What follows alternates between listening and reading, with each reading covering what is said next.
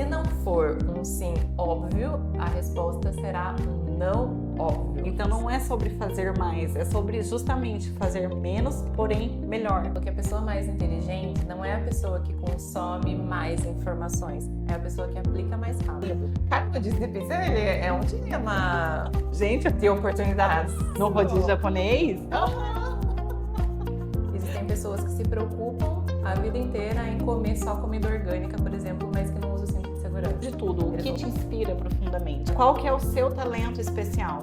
E o que atende a uma necessidade importante do mundo? É muito diferente N oportunidades boas de aquela oportunidade essencial que para você faz sentido naquele momento. Olá, eu sou a Jordana E eu sou a Paola. e esse é o Virando a Página. Um podcast para quem busca desenvolvimento pessoal, autoconhecimento e propósito. Através de bons livros. Hoje a gente vai falar sobre um livro que não é bom, é maravilhoso. É ótimo, é excelente, ultrapassa as nossas expectativas. Exatamente, o Essencialismo do Greg McCone. É sempre um desafio falar esses nomes. Mas a gente estava, como sempre, falando sobre esse livro aqui nos bastidores antes de começar a gravar. E a conclusão é de que esse livro, ele é realmente essencial. Todo mundo deveria ter ele, eu acho que como livro de cabeceira, porque realmente eu tenho certeza que várias partes desse livro eu vou pegar, vou ter que folhear e voltar para lembrar de cada exercício que ele oferece aqui pra gente aplicar na nossa rotina, no nosso dia a dia. E daí a gente entra na introdução do livro, na essência, né, do livro, que é realmente essa introdução dele, que a Jor vai falar um pouquinho pra gente. Sim, ele começa explicando então como é a postura de um essencialista e o que está por trás dela, né? Ele começa falando então que a gente tem que partir de 3 premissas. Primeiro é que existe a escolha individual. Segundo é a respeito da prevalência do ruído. E o terceiro pilar assim que ele traz é a realidade de perder para ganhar. Então, quando ele fala o que seria a escolha individual, por que a gente tem que partir disso? Primeiro, a gente tem que reconhecer que a gente pode escolher aonde a gente deposita o nosso tempo e a nossa energia. É um pouco do sair, como a gente já falou em outros episódios, principalmente do minimalismo digital, mas é sair do automático, do fluxo e entender que você, como protagonista, pode escolher, que você não precisa viver no fluxo e só ticar tarefas e cumprir os compromissos da sua agenda. Na verdade, você tem responsabilidade sobre quais compromissos você decide, escolhe cumprir e por quê, né? Exatamente. Fazendo um resumo, é bem onde a gente decide colocar a nossa energia. Eu acho que isso é que falta, a gente fazer escolhas mais conscientes de onde a gente vai colocar. E ele traz aqui como essência, eu acho, principal dele, né? O princípio master dele, que é o perder para ganhar e o menos, porém melhor.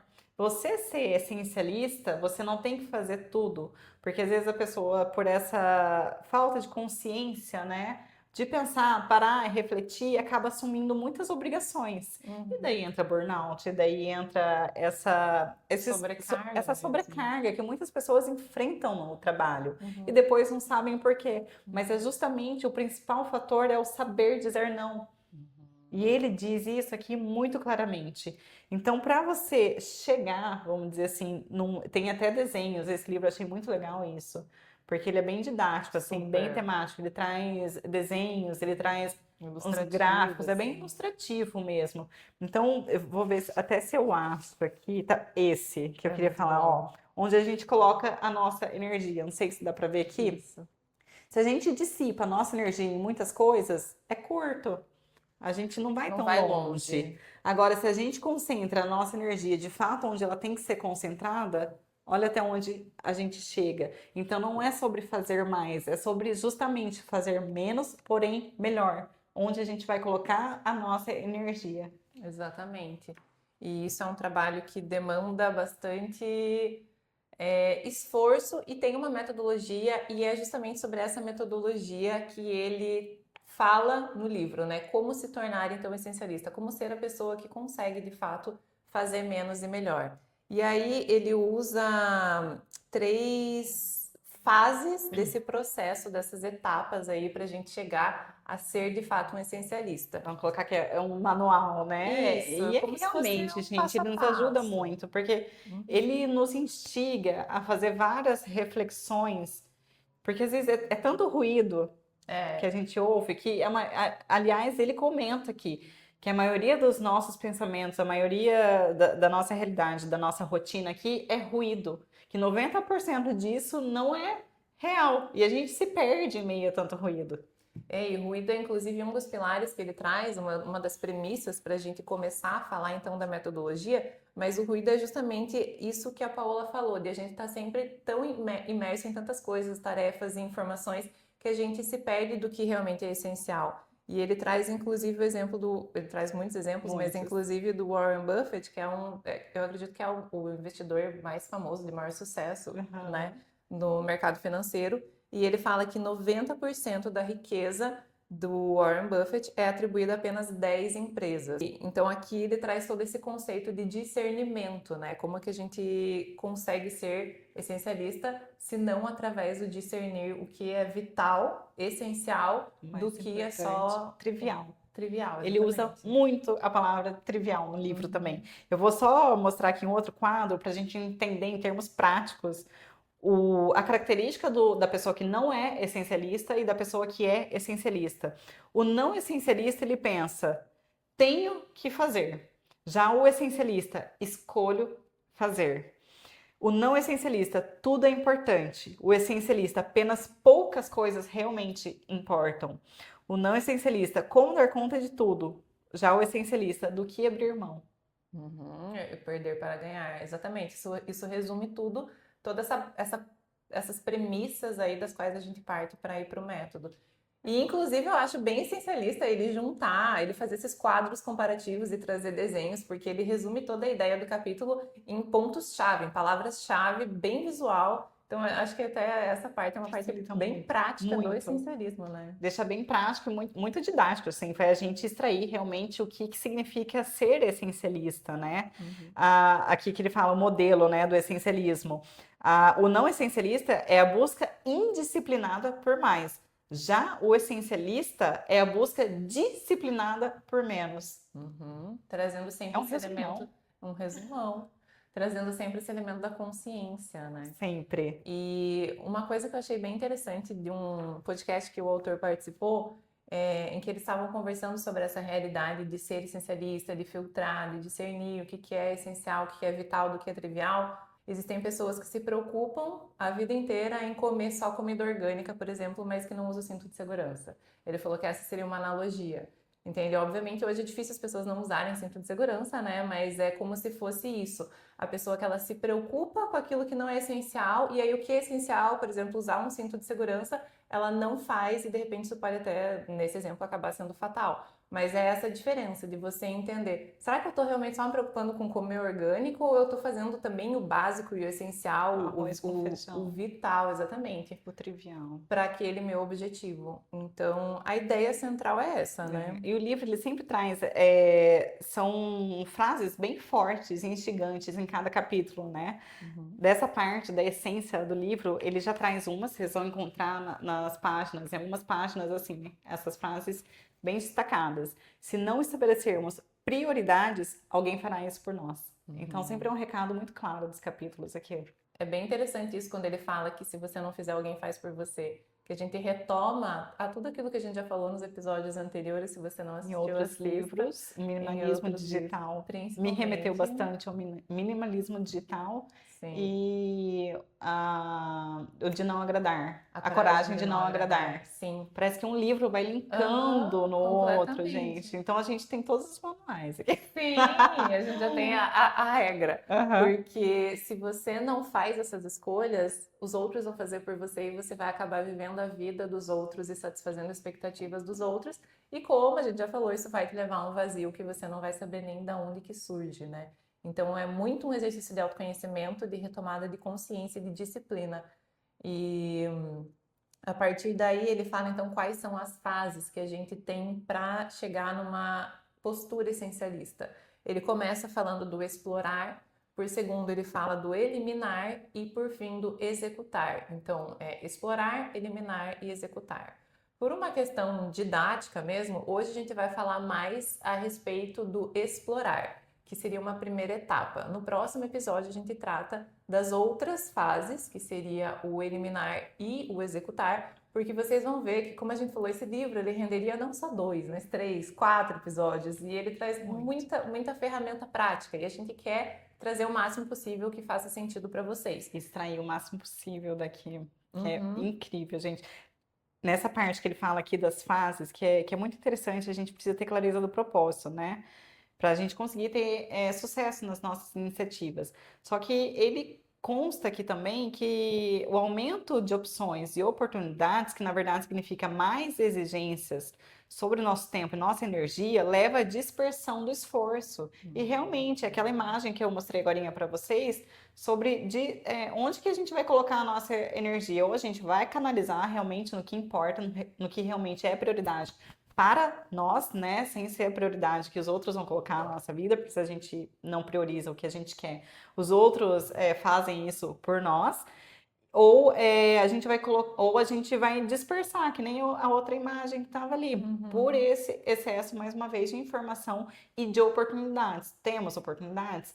N, muitas, mas não adianta a gente querer fazer tudo ao mesmo tempo.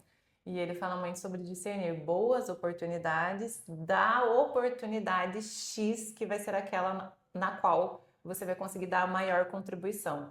Então, é exatamente como a Paula falou: você tem 1 milhão de oportunidades, e se você procurar, você vai achar 1 milhão de boas oportunidades. Realmente não são ruins, mas qual é a melhor oportunidade? Qual serve para você? Para o teu contexto. É muito autoconhecimento também. Muito. Um exemplo que ele deu que eu achei muito legal e deixa mais palpável isso é quando ele fala que é muito diferente, eu adaptando esse exemplo, você pensar, vamos fazer uma busca do melhor restaurante de Londrina versus vamos buscar a melhor pizza da Gleba Palhano, que é o bairro onde a gente está, por exemplo. Você conseguiu filtrar muito melhor. Então nichar. É muito diferente, N oportunidades boas de aquela oportunidade essencial que para você faz sentido naquele momento. Nesse exemplo da Jor, fazia sentido para ela comer pizza. Fazia sentido comer pizza. Ou sorvete, né? Que a gente tem logo aqui na vizinhança. Então é sobre isso, gente. Esse exemplo que não é qualquer comida. Esse exemplo que a Jor diz, ele fala muito do Jim Collins, gente, que é best-seller assim, em livros para negócios. E interessante, uma coisa que eu não sabia, que eu fiquei muito surpresa, é que ele teve que escolher.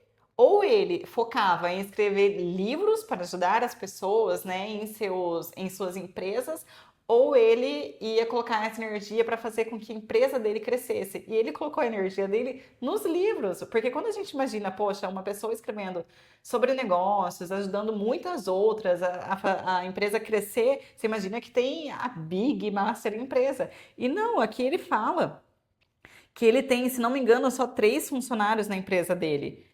Ele tomou essa decisão de uma forma intencional porque ele tinha clareza de propósito. Exatamente. O propósito dele era disseminar a mensagem dele. E como que ele ia chegar à concretização desse propósito de uma forma mais eficiente? Através da escrita dos livros, disseminando a mensagem, e não pelo um trabalho mais interno, que seria ali trabalhar na empresa dele, naquela visão que ele teve, na interpretação que ele teve naquele momento. Então foi uma escolha bem consciente, né?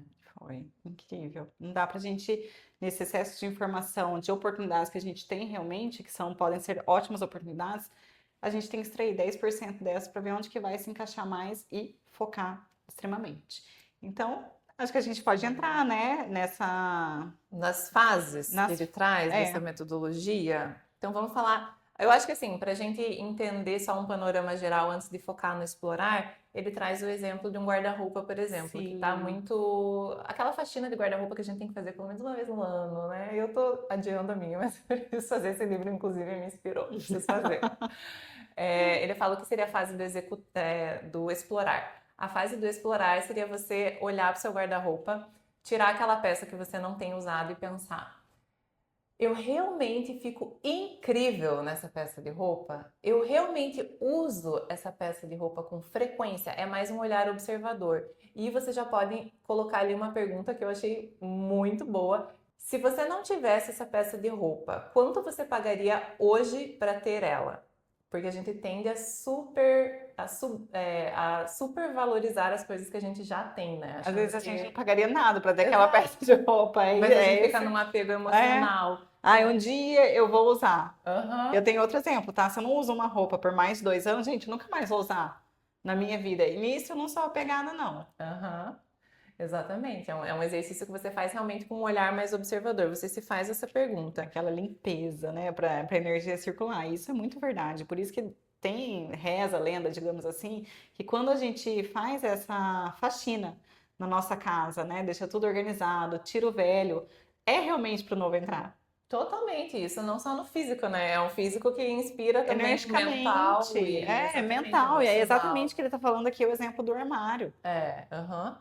E ele fala, na vida você pode se perguntar qual dessas atividades oferece a maior contribuição possível para a minha meta.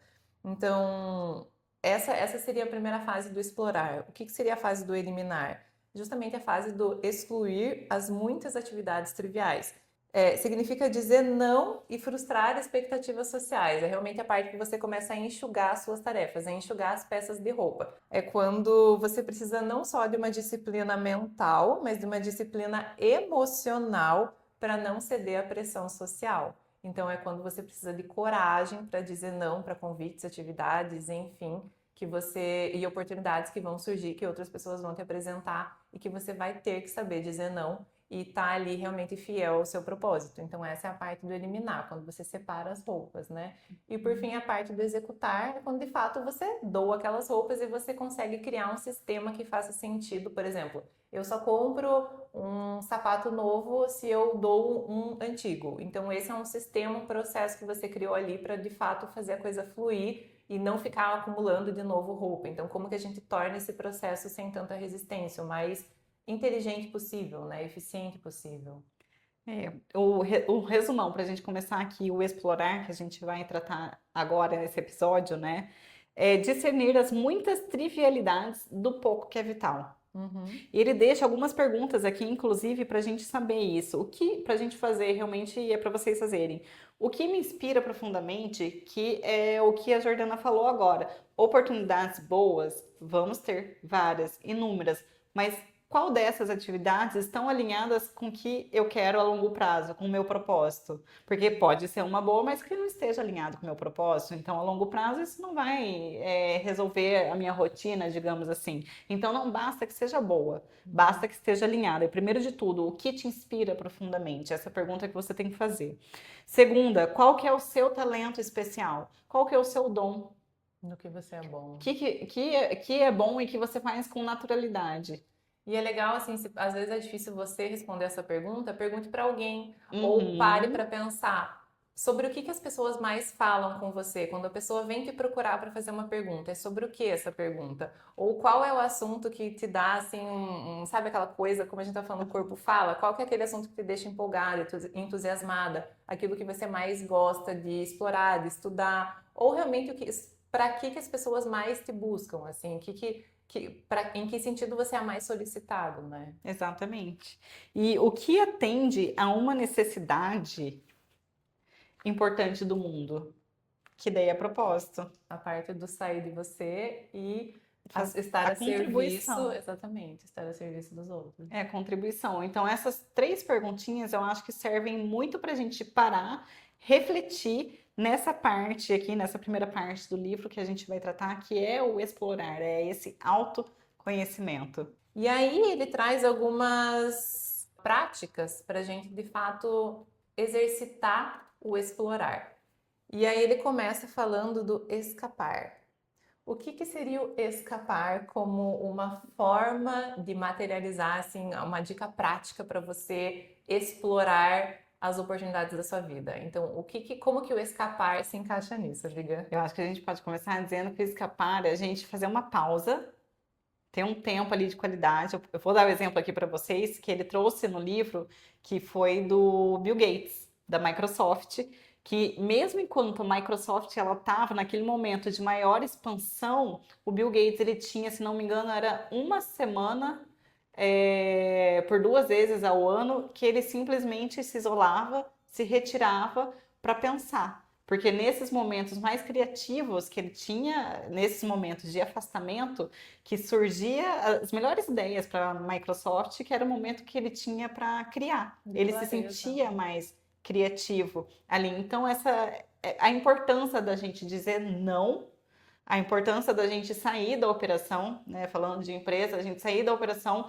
e tentar enxergar isso de fora, realmente como um observador. Esses tempos de pausa são necessários para a gente pensar, para a gente fazer essa leitura e ver o que, peraí, a gente parar para pensar, a gente consegue descansar a mente, sair ali do meio, né, do furacão, digamos assim, com certeza a gente vai ter uma outra visão. Inclusive no livro, né, o Bill Gates, ele chamava isso de Think Weeks, que Uhum. é super conhecido que ele fazia, é o se retirar para pensar. Uhum. É uma questão de perspectiva. Você consegue trazer uma nova perspectiva para aquela situação. E a gente até estava conversando sobre isso, o quanto isso é um padrão que a gente tem observado tanto nos livros que a gente tem trazido sobre produtividade e desenvolvimento pessoal, quanto nos exemplos que esses livros trazem, né, de pessoas de alta performance, todas elas. O fundador do LinkedIn, o Bill Gates, o Abraham Lincoln. Então, assim, Uhum. pessoas de diferentes áreas, mas todas essas pessoas super famosas pela De alta cargos performance. altos, é alta performance, Aham. exatamente Todas isso. elas trazem esse padrão de ter um momento, um espaço na agenda, um dia na semana ou dias no mês, enfim, mas um período intencional para se retirar, silenciar e pensar. Isso foi um padrão assim muito claro nesses livros que a gente tem trazido. Então, eu acredito que seja uma coisa para a gente Com considerar, né? certeza, né? E aqui ele fala assim que, em outras palavras, o essencialista, ele avalia mais para poder fazer menos, só que com mais qualidade. E É. isso esse exemplo que a gente deu aqui do Bill Gates e de outras pessoas que se isolam, se retiram para pensar exatamente isso. Eles estão avaliando as possibilidades. É aquela, até uma frase que eu não lembro agora quem é atribuída, mas que ele traz nesse livro. Se eu tivesse, por exemplo, 10 horas para cortar uma árvore, eu passaria 8 horas afiando o machado. Então, você primeiro focaria nisso que a Paola falou, em refletir, em pensar, em discernir, e a partir daí você executar. Mas a maior parte do seu tempo, ela vem realmente dessa parte Avaliar, de né? avaliação, exato. Avaliar. E o perder para ganhar, gente. Exatamente. Ali, aí, além do escapar, ele fala também sobre a importância do olhar. Então, o que que seria isso? A importância de você conseguir filtrar e extrair o mais importante, a importância de Isso extrair o aí é o mais mais importante. importante. Mas a importância de extrair o essencial de uma informação. Então, ele aqui até dá um exemplo de o que seria um bom jornalista. Exercícios que eles fazem em universidades assim de jornalismo para treinar os profissionais a realmente extraírem o mais importante de uma informação e conseguirem repassar essa mensagem. E isso é uma coisa muito difícil de fazer, porque envolve uma habilidade de concisão e envolve realmente treinar o olhar para entender o que é o fundamental que eu preciso sair daqui, qual que é a moral da história. E ele trouxe um exemplo que eu até estava conversando com a Paula, assim, se a gente fosse adaptar, por exemplo, uma informação em que você fala, a Jordânia e a Paola gravam podcast às quintas-feiras, mas na quinta-feira que vem elas vão ter um compromisso com outros profissionais para trazer temas novos para o podcast. Qual que é a ideia central desta mensagem? E aí, no exercício que fizeram, que ele traz de exemplo no livro, ninguém conseguiu extrair o que era o essencial. O essencial a gente poderia dizer que semana que vem não tem gravação de podcast, porque elas têm outro compromisso para fazer outra coisa, para buscar não sei o quê. Mas, enfim, não era a ideia central que ia ser trazida. E realmente é muito difícil. Então, ele fala da necessidade da gente treinar o nosso olhar. O não essencialista, ele presta atenção na voz mais alta, ouve tudo o que é dito, fica sobrecarregado com tanta informação. Já o essencialista presta atenção nos sinais em meio ao ruído. Gente, é sempre questionar. O que eu vejo é realmente isso. As pessoas ouvem alguma informação e absorvem aquilo sem parar em raciocinar e questionar sobre aquilo.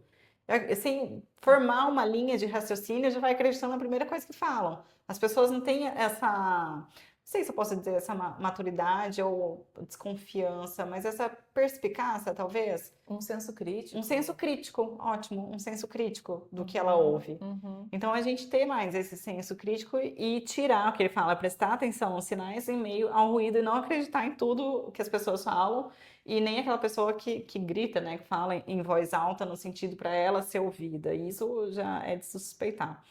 Ouve o que não é dito essencialista. Então, tem que estar muito atento para ter esse senso crítico, observar, entender aquilo que está sendo dito. E examina para achar a essência da informação, que é o exemplo que você deu aí da escola. Uhum. E é realmente muito difícil. Eu lembro que, e para mim é um baita desafio a parte da concisão. Eu lembro que sempre na escola, assim, quando a gente tinha que treinar redação e era um resumo, era a parte mais difícil para mim.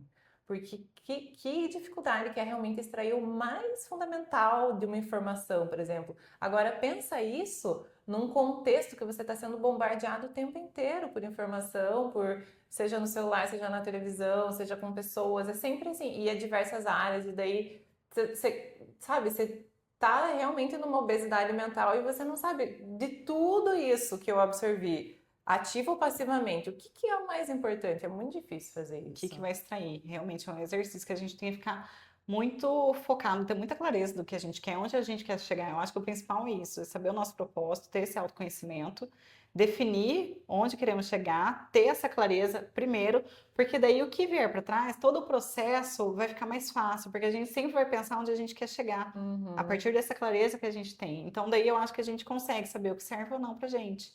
Muito. E eu até penso isso em podcasts, por exemplo, porque eu tenho, sei lá, uma lista de 5 que eu adoro escutar. E aí, se eu tô na academia num dia de braço, que daí eu consigo escutar podcast. Perna, eu gosto de escutar essa música pra me Pra dar uma concentrar. força ali, Total, um precisa. empurrãozinho. Mas, por exemplo, em dia que é mais tranquilo, eu gosto de escutar um podcast.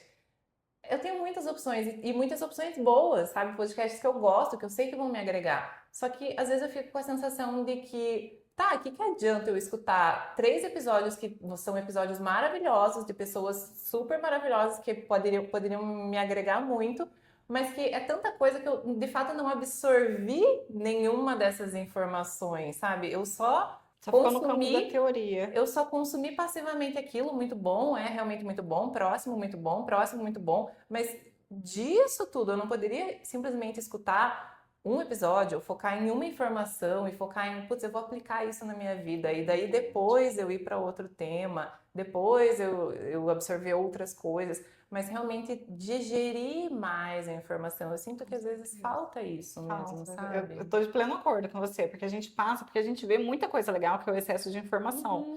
Mas não necessariamente a tal informação ela vai servir para aquele momento que a gente está vivendo.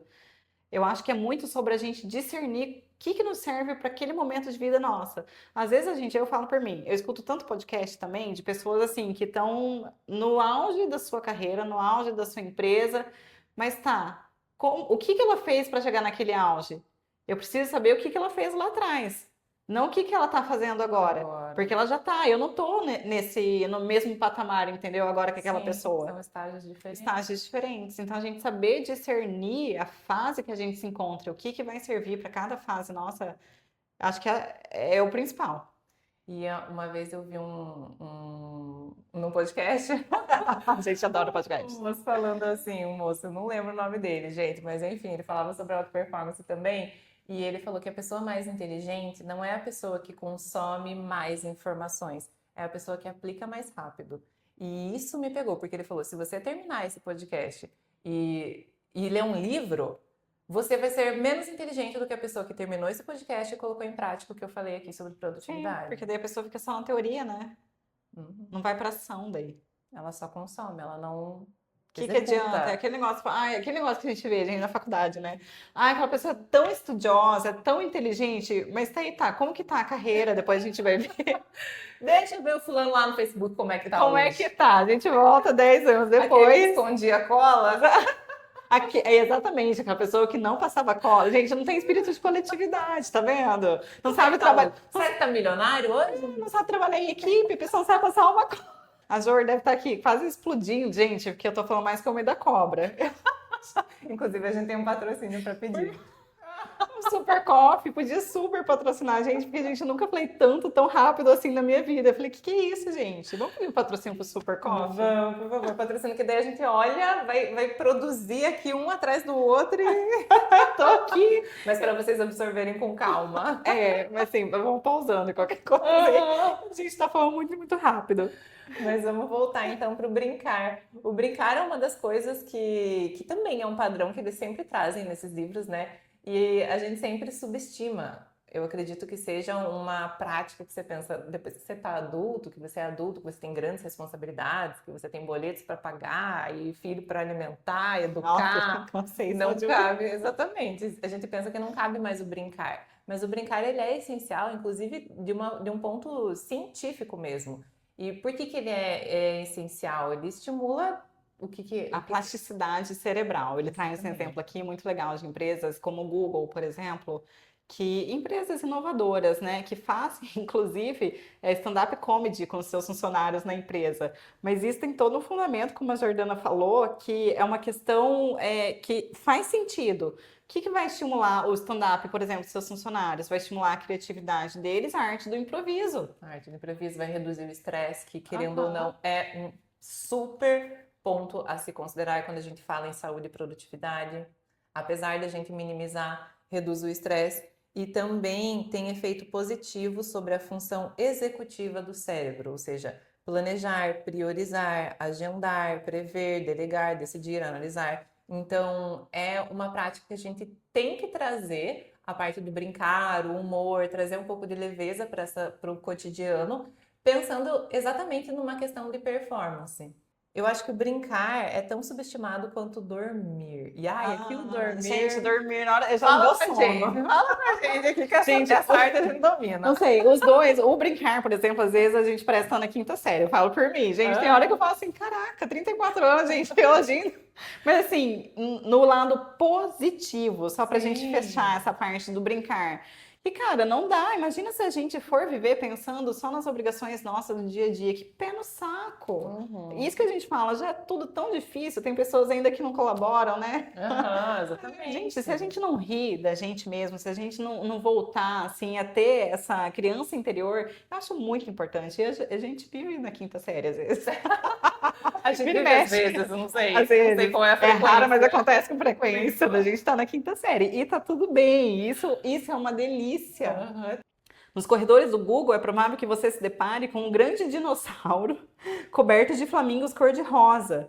Nos estúdios da Pixar, as salas dos artistas podem ser decoradas de diversas maneiras, ganhando aspecto de um antigo salão do faroeste ou de uma cabana de madeira. Então a gente tem que ter essas questões lúdicas. O lúdico é muito importante para ativar. Eu vejo assim, quando a gente pensa também em escola de crianças que tem uma pegada mais lúdica, é para preparar para a vida, gente. Porque, cara, essa ideia do militarismo, né, de que é matemática, é português, que é ciência, que é não sei o quê, putz, grila, prepara para quê? Para que a gente usa isso? Me fala, amiga.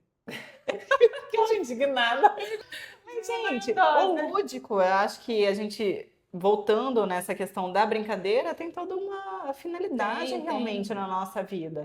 É estimulação de diferentes áreas do cérebro que eu acredito que, no fim das contas, a parte que mais agrega é justamente a criatividade. E quando a gente fala em criatividade, às vezes a gente pensa, ai, mas eu não sou um artista plástico para ter que desenvolver minha criatividade. Mas criatividade é a capacidade de resolver problemas. Você não tem problemas na sua vida, você não tem problemas na sua empresa, no seu trabalho, nos seus relacionamentos pessoais.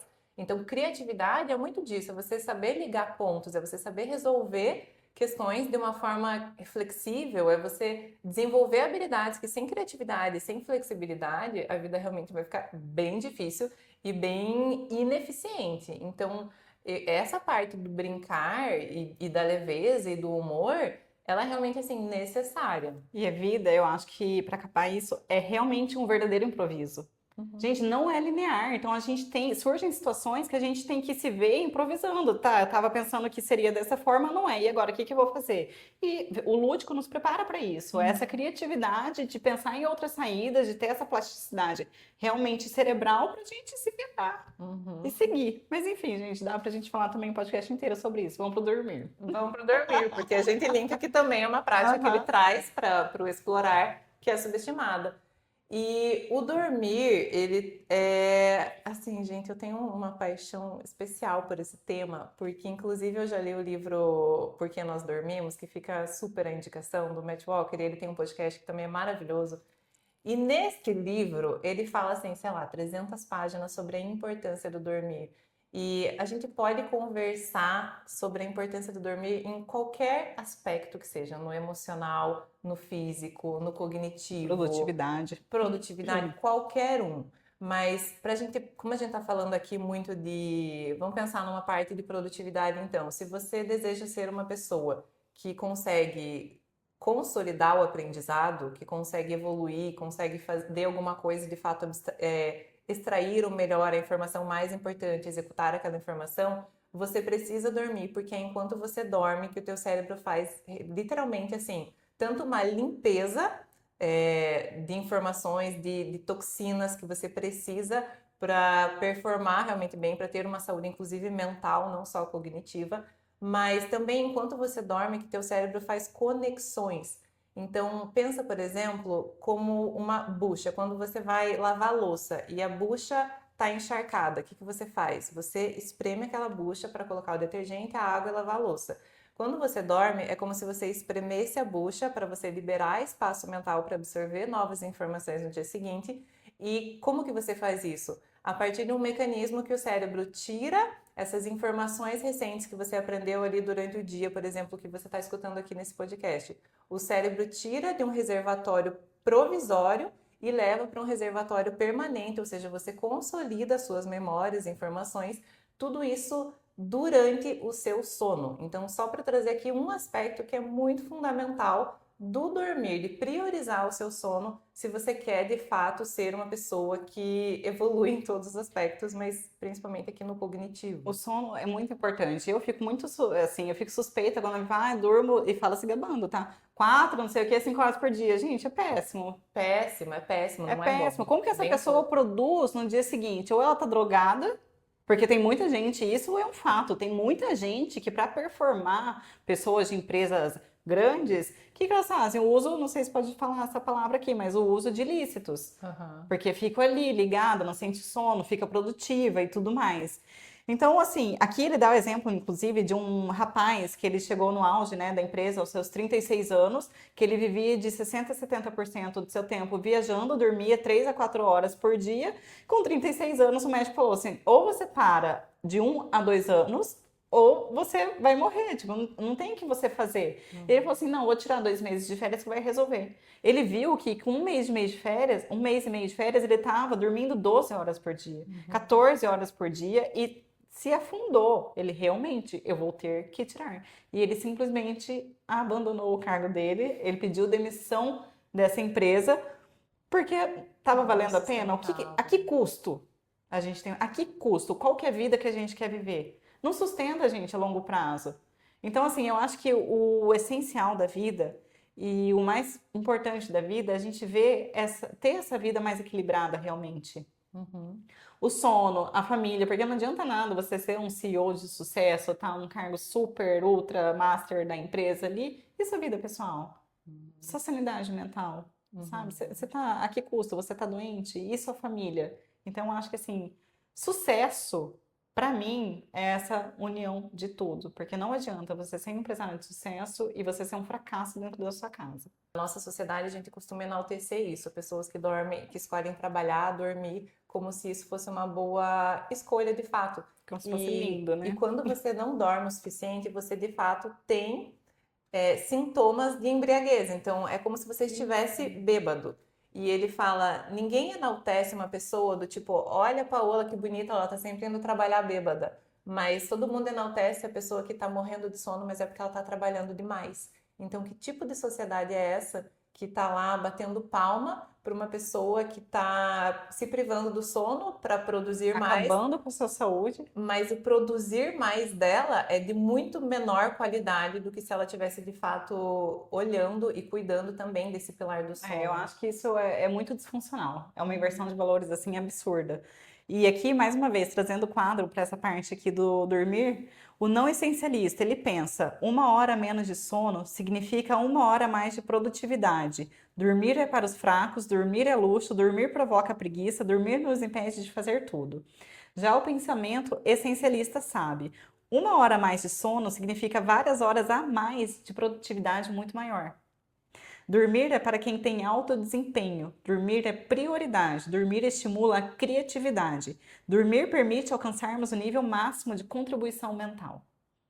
E no fim das contas, dormir é o combustível de que a gente precisa para performar. Não faz sentido nenhum você abrir mão de dormir achando que você vai performar dessa forma quando não. Você não vai estar na sua contribuição máxima. E o essencialista, ele atua na contribuição máxima. E é por isso que ele prioriza também o sono. Agora, o último, dentro dessa parte, né, desse capítulo do explorar, antes da gente ir para o próximo episódio, é o selecionar, o poder dos critérios rígidos. Jor, nos conta mais um pouquinho sobre o selecionar.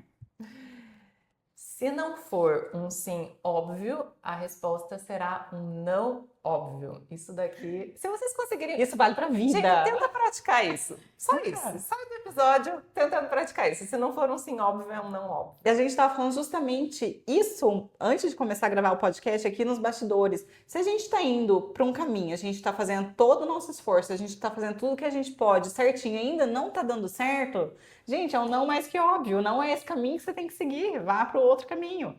E ele traz a regra dos 90%. O que seria a regra dos 90%? Na hora de avaliar um comportamento, uma atividade, uma oportunidade, pensa no critério que é o mais importante e aí você dá uma nota de 0 a 100. Se aquilo for 80% importante, 70% importante e relevante, é um não óbvio. Tem que ser a partir de 90%. 90% para cima é um sim óbvio. 90 para baixo é um não. E 90 é alto, hein? Gente, ele fala que se for um 7, um 8, não vale a pena. Porque é um bom ou um quase bom. Tem que ser ótimo. Então, assim, pega esses 90%, aí vai ser um sim óbvio. Se for menos que isso, não serve. Passa, próximo. Aí é difícil, gente, porque a gente fica naquela de... Ai, eu posso dar um exemplo? É o quase bom que ele fala. Final de semana a gente foi num rodízio de pizza, amiga. Não valeu a pena o gato. Não, valeu, foi ótimo. Só que eu ficava pensando justamente nisso, porque daí a gente tava comendo salgada. E aí me veio uma pizza doce muito maravilhosa, linda. E eu olhei para meu namorado e fiquei tipo, sabe aquela coisa, aquele medo de perder a oportunidade? Que era uma boa oportunidade. Eu tipo, eu poderia super pegar essa pizza, mas eu vou esperar para ver a próxima. Eu não sabia qual ia ser a próxima. Mas eu abri mão dessa boa oportunidade. O meu namorado não, ele falou, eu vou comer agora essa doce que ela tá muito bonita. Só sabe qual vai ser a próxima. Você vê, olha só, fica com tantas oportunidades que não foca, tá vendo? Não foca, tem que colocar em prática. Fica, ai meu Deus, eu vou esperar. E eu pensei, não, é uma boa oportunidade, mas não é a melhor. Vou esperar pra vir a pizza salgada que eu quero, né? Mas não tem como saber se é menor se você nem sabe qual que é a próxima oportunidade ainda. Exato, viu como é um... Cara, o rodízio de pizza, ele é um dilema, gente, de oportunidades. Você tem que manejar o espaço, a fome. Então claro, o que vai caber, né? O doce, o salgado, cada lado do estômago. É o perder para ganhar, ganhar para perder. Então é difícil. No rodízio japonês? Caraca! Amiga do céu, é difícil, é complicado. Gente. O paradoxo da escolha, as muitas opções, é tudo difícil. Mas são analogias muito interessantes aqui. A gente falou brincando que serve realmente muito um rodízio de pizza, um rodízio japonês.